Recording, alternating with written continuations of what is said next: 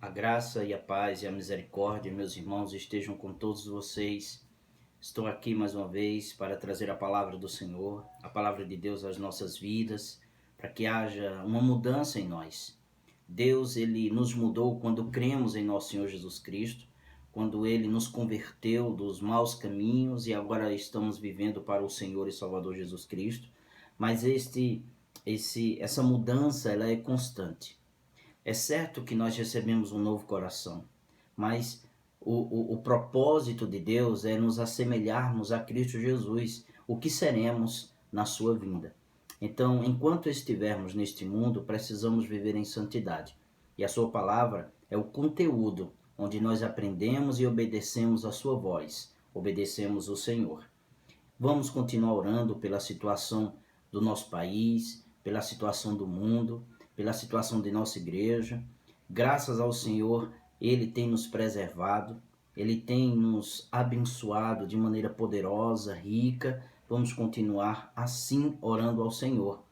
E que essa mensagem ela possa também chegar a outras pessoas. Estejam orando, que Deus possa transformar vidas, trazê-las a Cristo, chamá-las ao arrependimento para crer na pessoa bendita de Jesus. Nós iremos começar uma série de pregações no livro do profeta Miqueias. É um daqueles profetas menores não pelo status, mas menor porque o conteúdo de seu livro é menor do que Isaías, é menor do que Ezequiel, é menor do que o de Jeremias. Então, assim iremos tratar no livro de Miqueias com o seguinte tema: depois das trevas, luz. Mas hoje o tema de nossa pregação, esse depois das trevas, luz, é o tema geral de todo o livro. E aqui eu quero partilhar com vocês o tema de hoje. O tema de hoje é a palavra do Senhor e a história de duas cidades, que está logo aí, em Miqueias capítulo 1, no verso 1. Ele diz assim: palavra do Senhor que em visão veio a Miqueias, de Moresete, a respeito de Samaria e Jerusalém. Isso aconteceu nos dias de Jotão, Acás e Ezequias, reis de Judá. Vamos orar, pedir que Deus venha nos ajudar e que a palavra do Senhor esteja em nossos corações.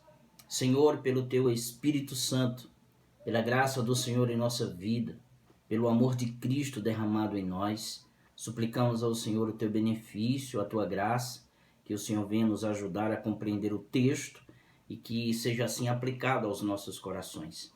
Transforma-nos à semelhança de Cristo cada dia mais. É assim que oramos, em nome de Jesus. Amém. Pois bem, a palavra do Senhor e a história de duas cidades. O profeta Miqueias, a pregação, a mensagem de hoje é introdutória a todo o livro, para que a gente possa saber e se situar o momento em que o profeta está proferindo a palavra do Senhor. O profeta Miqueias, ele estava vivendo em uma situação de calamidade social, calamidade espiritual no seu tempo. A igreja, queridos, em sua época estava distante de Deus. Esqueceram da palavra do Senhor.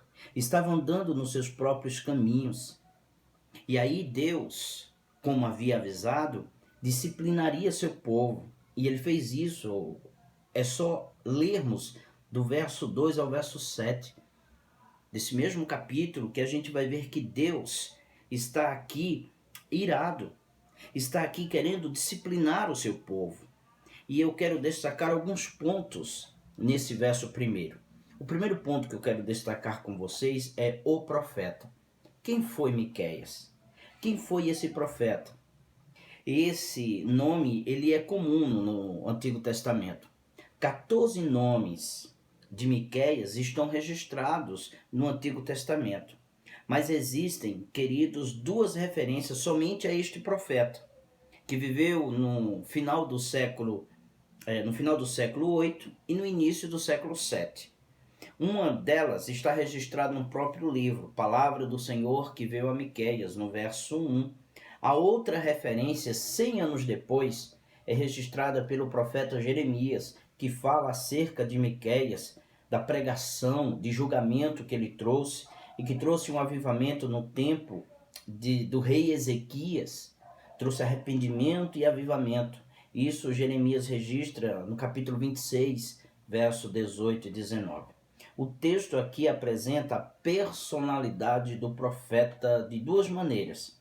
A primeira, o significado teológico do seu nome. Que significado tinha o nome Miqueias? O nome Miqueias significa quem é semelhante ao Senhor. Então, o seu nome já trazia teologicamente razões claras de que não havia outro Deus a não ser o Senhor. Quem é semelhante a Deus? Quem é semelhante ao Senhor? Os seus pais é um exemplo de dedicação a Deus, ao colocar o nome do seu filho para glorificar o nome do próprio Senhor. Isso está registrado no capítulo 7, verso 18. O seu nome está ali registrado, dizendo o seguinte: quem é semelhante a ti, ó Deus, que perdoa iniquidades e te esquece da transgressão do remanescente da tua herança? Capítulo 7, verso 18. Ele diz, por meio do seu nome, que apesar do julgamento de Deus, apesar do julgamento divino contra o pecado do seu povo, Deus é cheio de misericórdia. Deus é gracioso. Deus é bondoso e que Ele ama seu povo. Ele disciplina seu povo pelo fato deles estarem vivendo distante do Senhor, vivendo distante dele, com seus próprios pecados e erros, mas o Senhor também ama seu povo profundamente. E é isso que o profeta quer comunicar a misericórdia de Deus, o amor do Senhor. Depois a gente pode ver a cidade que o profeta morava. Era Moresete, diz o texto. Moresete era uma aldeia em Judá que ficava 35 quilômetros distante da capital, Jerusalém. Era uma cidade agrícola, era um lugar que estava sofrendo com a opressão dos ricos decadentes da capital de Jerusalém. Os ricos estavam oprimindo os pobres ali na zona rural. Era um lugar, querido, certo para produzir um profeta reformador, que traria a palavra de Deus. A situação em que se encontrava no tempo parece com os nossos dias, como hoje. Muitos ricos estão aproveitando a situação dessa pandemia, estão aproveitando a situação do Covid-19 para se darem bem financeiramente, para oprimir os mais fracos, para se darem bem politicamente. Então os políticos, muitos, aproveitam o momento para enriquecer os seus cofres, em detrimento das pessoas que estão morrendo com o vírus. Que Deus tenha piedade, queridos. Terceiro ponto é que Miqueias exerceu seu ministério profético no mesmo tempo do profeta Isaías. No mesmo período, eles profetizaram a cidade de Judá, que estava separada de Israel depois da morte de Salomão. Depois da morte de Salomão, veio os seus filhos, e os seus filhos andaram erradamente, e houve a divisão das 10 tribos e 2. Então, eles estavam profetizando para Judá, tanto Miqueias quanto Isaías. Segundo ponto que eu quero ver com vocês é o tempo do profeta. A identidade do profeta é importante, mas também o seu contexto. O tempo em que ele viveu, que ele serviu o Senhor e a importância de tudo isso. Quando ele viveu e serviu o Senhor? Ele cita aí no verso 1, ele diz, nos dias de Jotão, nos dias de Acás e nos dias de Ezequias, que eram reis de Judá. Isso está aí no verso 1. E é costume no Antigo Testamento datar o tempo com os nomes dos reis. Isto aqui nos leva aos anos 740 e 687 a.C. Então ele profetizou num período de 53 anos. Foi assim o seu ministério. A descrição, queridos, desses reis está listados em 2º livro dos Reis, capítulo 15, verso 38 a 32 a 38, capítulo 16, verso 1 ao 4, capítulo 18, verso 1 até o capítulo 20, verso 20. Está ali descrito o rei Acás, Jotão e Ezequias. Nessa época existiam 2 grandes problemas em Israel. Um era externo e o outro era interno. A preocupação externa era o poder da Síria, que estava crescendo. A mesma Síria, queridos e amados irmãos, que recebeu um avivamento. A mesma Síria que se arrependeu com a pregação de Jonas. Então, muito tempo depois deles terem se arrependido, depois de Deus ter visitado eles, depois deles terem sido salvos pelo Senhor, eles voltaram a pecar. Como hoje também. Muitas pessoas são regeneradas, são salvas, são perdoadas, mas depois as gerações seguintes, queridos, vão se esquecendo do Senhor. Por isso que nós precisamos de uma visitação constante do Espírito de Deus para apresentar a glória de Cristo. Outras nações, esse era o problema externo, outras nações pagavam tributos altos e eram influenciados pelos costumes pagãos dos assírios. Esse povo estava oprimindo a todos, até o povo de Deus. Era um povo que era um instrumento do Senhor para disciplinar o seu povo. Era um tempo de crise no reinado de Jotão, Acaz e Ezequias. Existiam pequenos grupos que não se dobraram, queridos, os joelhos aos deuses e aos costumes pagãos. Esse sintoma político, esse sintoma militar de opressão para o povo de Deus era apenas um sintoma de um problema muito maior e de um problema muito mais profundo, que era a condição moral e a condição espiritual de Jerusalém. E possa ser que hoje em dia seja assim. Tudo que está acontecendo conosco, seja a condição da igreja moralmente, seja a condição da igreja espiritualmente, a nossa civilização ocidental, ela abandonou, queridos, os fundamentos cristãos, a vida com Cristo, a dedicação ao Senhor, e estamos vivendo em tempos difíceis. Judá também havia abandonado a sua herança religiosa, havia abandonado a palavra de Deus, havia abandonado a palavra do Senhor. E o profeta Miqueias é levantado nesse tempo porque ele se preocupa com a santidade do povo. Ele se preocupa com um povo santo que Deus chamou para ser santo. Em seus dias, os ricos ficavam mais ricos e os pobres mais pobres ainda, e muitas vezes por meio de violência. Miqueias é chamado de o profeta dos pobres. Porém, queridos, a gente pode enxergar diante dos textos, quando a gente vai ler todo o livro, que ele defendia o que hoje nós chamamos de classe média. Porque o capítulo 2, verso 2, diz assim: cobiçam campos e se apossam deles, cobiçam casas e as tomam, assim fazem com violência, a uma e a outra casa, a sua casa, a uma pessoa e a sua herança. Isso significa que as pessoas que estavam sendo oprimidas tinham suas casas, tinham seus campos, estavam assim perecendo pela maldade dos assírios e de todos os políticos do seu tempo e todos os que estavam religiosamente liderando o povo estavam envolvidos com o pecado. Haviam, queridos, nessa época, práticas comerciais enganosas. Capítulo 6, verso 10 e 12, diz assim o texto: ainda se encontram na casa dos ímpios os tesouros da impiedade, e a medida falsa do seu desterro, que eu detesto, melhor dizendo, não é assim que diz? Poderia eu inocentar balanças desonestas e uma bolsa com pesos adulterados? O comércio era como nós vemos hoje, enganoso. Pessoas que gostam de se dar bem à custa dos outros. Era isso que estava acontecendo. E a vida familiar naquele tempo, como hoje, também estava esfacelada. Capítulo 7, versos 5 e 6 diz assim: não acredite em seu amigo, nem confie no seu companheiro. Não compartilhe os seus segredos, nem mesmo com a sua mulher. Porque o filho despreza o pai, a filha se levanta contra a mãe e a nora contra a sogra. Os inimigos de uma pessoa são os da sua própria casa. E estava a sociedade esfacelada, melhor dizendo.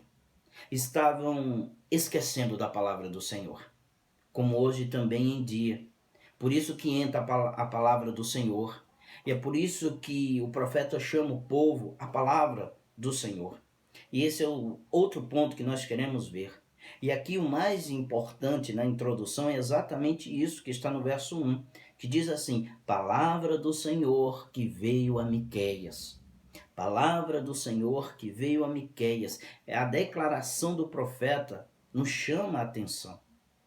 Ele não atribui aqui sua mensagem a nenhuma engenhosidade humana. Ele não diz que a mensagem brotou do seu próprio coração. Ele não pega como mérito e diz o seguinte: eu estou falando a vocês porque veio de mim mesmo. Mas ele diz que a palavra do Senhor veio a ele. É Deus quem toma a iniciativa de falar com seus mensageiros e com o seu povo. Miqueias, ele é passivo nessa ação. É ele quem recebe a mensagem para transmitir a mensagem. A mensagem é de autoria divina, como o restante de toda a Bíblia. E sendo ela autoria divina, vindo ela do Senhor, ela tem autoridade sobre nossas vidas. Ela precisa ser obedecida, tanto quanto foi no tempo do profeta, como hoje também. Calvino, ele disse o seguinte: devemos à Escritura a mesma reverência que devemos a Deus, pois ela procedeu exclusivamente dele. Está aqui as Escrituras, está aqui a palavra de Deus em nossas mãos. Nós precisamos obedecê-la, nós precisamos reverenciá-la, não idolatrá-la, não colocá-la em um pedestal e abrir lá no Salmo 91 como um amuleto. Não é isso, mas é ler, é ouvir aquilo que realmente Deus quer de nós e obedecer a sua mensagem.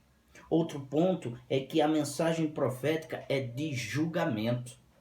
O verso 1 ainda diz: palavra do Senhor que em visão veio a Miqueias de Moresete a respeito de Jerusalém e de Samaria.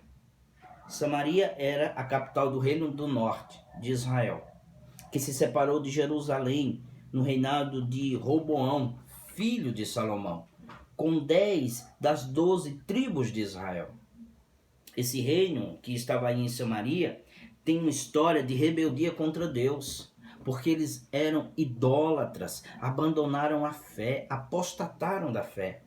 No entanto, o profeta Miqueias, aqui, no tempo do profeta Miqueias, a Assíria, ela destruiu Samaria completamente. E as 10 tribos ficaram cativas e Samaria desapareceu da história. Por esse motivo, agora, ele se volta para Jerusalém, ele se volta para Judá, ele se volta para o povo do Senhor, Miqueias, e se concentra lá, dizendo que esse reino do sul de Judá, ele pode ser destruído, como foi Samaria. É um aviso de Deus para Jerusalém, para o seu povo. Senão Deus irá destruir se vocês não se arrependerem dos seus pecados. Veja o que ele diz logo no verso 9 do capítulo 1. Diz assim: porque as feridas de Samaria são incuráveis. O mal chegou até Judá, estendeu-se até a porta do meu povo, até Jerusalém. Está às portas. Se arrependam, é isso que ele está dizendo. Profetizando dessa forma, Miqueias é visto como um profeta da desgraça, que está trazendo juízo. A mensagem dele é sobre a ira de Deus contra o pecado. Era uma tarefa dele, dada por Deus. Isso é uma tarefa difícil, gente. Não é fácil uma tarefa dessa. Você levar uma mensagem de Deus e dizendo que Deus irá trazer desgraça ao povo por causa e por conta dos seus pecados. Diante disso, desse julgamento, a gente pode fazer algumas perguntas. E a primeira delas: Deus espera e exige ou reclama algo das pessoas? Essa é a pergunta que nós devemos fazer. E diante dessa pergunta, muitas pessoas pensam que Deus não está se importando com a conduta delas, com a vida delas, com o nosso comportamento na sociedade. Deus requer algo de nós? Esta é a pergunta. À luz do livro de Miqueias, é um tremendo sim. Deus se importa, Deus se preocupa. Veja como diz o verso 2: escutem todos os povos, prestem atenção à terra e todos os seus moradores. O Senhor, Deus, é testemunha contra vocês, contra esta vida que vocês estão vivendo. Deus, ele requer santidade, com reverência, com temor diante dele. E isso não pode acontecer, o seu povo se rebelar contra ele com seus próprios pecados. Então Miqueias anuncia um julgamento. Outra pergunta: o pecado ele deve ser condenado? Queridos, falar sobre condenação nos nossos dias, isso é muito delicado. A nossa sociedade, ela pensa que deve tratar dos seus próprios problemas, dos seus próprios pecados. Porém, o profeta, falando em nome de Deus, mostra claramente que o pecado precisa ser exposto e condenado, porque Deus odeia o pecado. Miqueias falou em nome de Deus e estava dizendo que o caminho do povo era errante. Ele diz no capítulo 2, verso 1, ai daqueles que ainda no seu leito imaginam a iniquidade e planejam o mal. A Bíblia declara julgamento do pecado de todas as pessoas e de nós. Como cristão, nós não devemos nos calar contra o pecado, mas devemos anunciar a palavra de Deus. Devemos denunciar o pecado das pessoas. Isso é um ato de amor, chamar as pessoas ao arrependimento.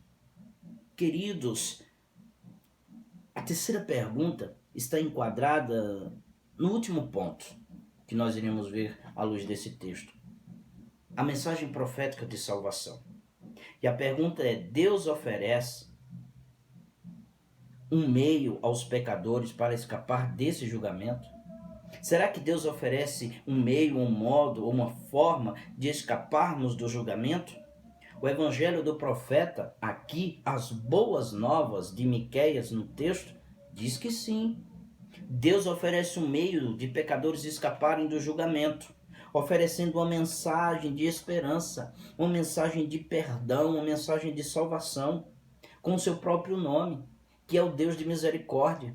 Então a mensagem de salvação de Miqueias, ela tem alguns pontos. Em primeiro lugar, é um chamado ao arrependimento.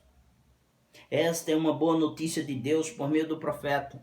Jerusalém precisaria se arrepender, deveria abandonar os seus pecados para se voltar-se para Deus e ser assim salvo dos seus maus caminhos e suplicar a ajuda do Senhor. Como hoje a nossa sociedade precisa arrepender-se, voltar-se para Deus e viver para a glória do seu santo nome. Deus mesmo levará o seu povo ao arrependimento. Isso está no verso 12 do capítulo 2. Certamente eu ajuntarei todos vocês, casa de Jacó, certamente congregarei o remanescente de Israel. Isso aconteceu no tempo de Ezequias, onde o povo se arrependeu, onde esse rei que andava segundo a palavra do Senhor conclamou o povo a se arrepender. Ele mesmo se arrependeu. E trouxe assim o Senhor um avivamento para o povo. Segundo ponto, à luz dessa mensagem profética de salvação, é que a mensagem de salvação do profeta, ela mostra o caráter misericordioso de Deus, que não tem vontade de destruir o seu povo, mas tem alegria em mostrar o seu favor, em mostrar a sua graça. Miqueias termina seu livro mostrando essa graça de Deus. Capítulo 7, verso 18 e 19, diz assim: quem é semelhante a ti, ó Deus, que perdoa a iniquidade e te esqueces da transgressão do remanescente da tua herança? O Senhor não retém a sua ira para sempre, porque tem prazer na misericórdia. Ele voltará a ter compaixão de nós, pisará os pés as nossas iniquidades e lançará todos os nossos pecados nas profundezas do mar. Esse é o Deus que nos ama, esse é o Deus que está pronto para nos perdoar. E diante dessa misericórdia existe o ponto central, o texto central do livro de Miqueias. E o texto central do livro de Miqueias está no capítulo 5, verso 2, que diz assim: e você, Belém Efrata, que é pequena demais para figurar como um grupo de milhares de Judá, de você me sairá aquele que há de reinar em Israel, e cujas origens são desde os tempos antigos, desde os dias da eternidade. Verso 4 e 5 diz assim: ele, esse rei, que se levantará, se manterá firme e apacentará o povo, na força do Senhor, na majestade do nome do Senhor seu Deus, e eles habitarão seguros, porque agora ele será engrandecido até os confins da terra, e ele será a nossa paz. Esse registro está em Mateus, capítulo 2, verso 6, que o Salvador veio de Belém. É certo que Ezequias se arrependeu, o povo se arrependeu, mas 100 anos depois, o povo estava com a idolatria arraigada nos seus corações. E não conseguiram ainda se livrar e foram levados cativos para a Babilônia. 100 anos depois, o Senhor trouxe disciplina através da Babilônia. Mas o profeta Miqueias diz que há esperança nesse cativeiro. E a esperança é a pessoa de nosso Senhor e Salvador Jesus Cristo. Ele é a luz, Ele é o Senhor. Por isso que o capítulo 7, verso 8 diz assim: minha inimiga, falando dos inimigos do Senhor, não se alegre a respeito de mim. Ainda que tenha caído, eu tornarei a me levantar. Se morar nas trevas, o Senhor será a minha luz. Nós que estamos vivendo no mundo em trevas, ainda vivemos na luz, porque a luz é o nosso Senhor Jesus Cristo. Então Deus oferece sim um meio para pecadores se arrependerem, para pecadores se livrarem do julgamento. E para se livrar do julgamento é a pessoa bendita de Jesus, o Senhor. Essa é a mensagem que eu quero trazer para vocês. Que Deus possa abençoar a vida de vocês e assim nós iremos prosseguir em todo o livro. Hoje só foi uma introdução, o verso primeiro, mas esteja orando para que Deus possa falar aos nossos corações. Cristo é a luz do mundo. Que Deus assim abençoe vocês em nome de Jesus. Amém.